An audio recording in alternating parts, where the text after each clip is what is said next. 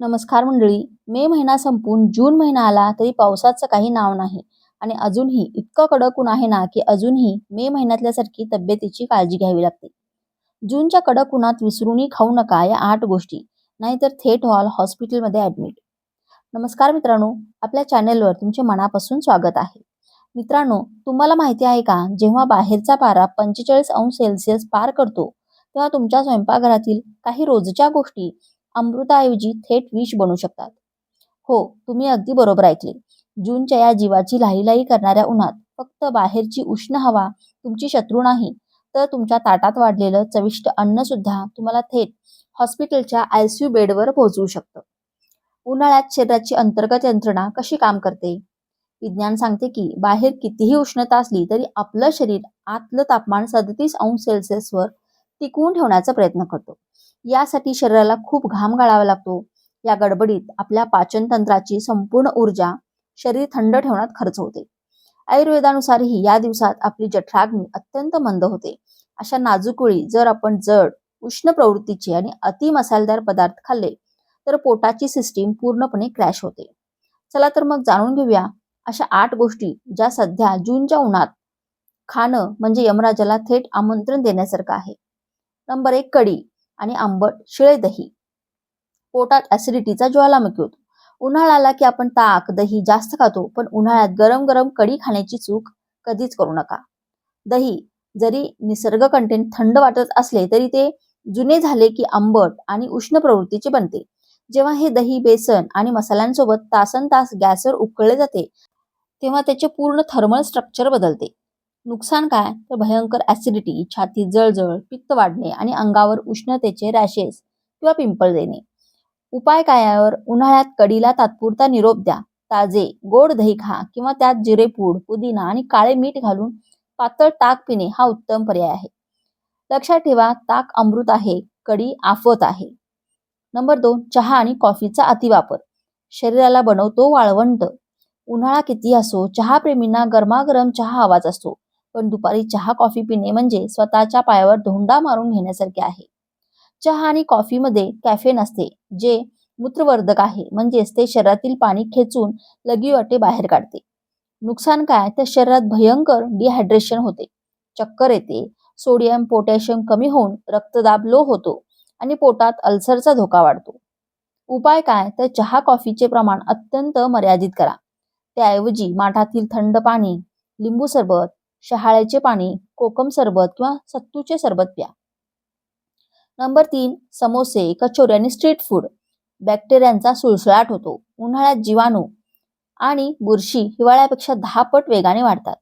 रस्त्यावर उघड्यावर ठेवलेल्या समोशामधील बटाट्याचा मसाला उष्णतेमुळे अवघ्या काही तासातच सडतो. तसेच दुकानदार तेच तेल वारंवार उकळतात, ज्यामुळे त्यात फ्री रॅडिकल्स आणि ट्रान्स फॅट वाढतात, जे आपले लिव्हर पचवू शकत नाही. नुकसान काय, तर फूड पॉयझनिंग, गॅस्ट्रो, उलट्या, जुलाब, टायफॉइड आणि कावीळ होण्याचा धोका प्रचंड वाढतो. उपाय काय, तर बाहेरचे तळलेले पदार्थ पूर्णपणे बंद करा. संध्याकाळी भूक लागल्यास घरी बनवलेले हलके पदार्थ, सुकामेवा, भाजलेले चणे किंवा ताजी फळे खा. नंबर 4, आंब्याचे अतिसेवन. फळांचा राजा पण तासीर गरम आहे. आंबा हा फळांचा राजा असला आणि सगळ्यांचा आवडता असला तरी त्याची तासीर प्रकृती खूप उष्ण असते. मे जूनच्या महिन्यात मर्यादेपेक्षा जास्त आंबे खाल्ल्याने शरीरातील अंतर्गत उष्णता वाढते.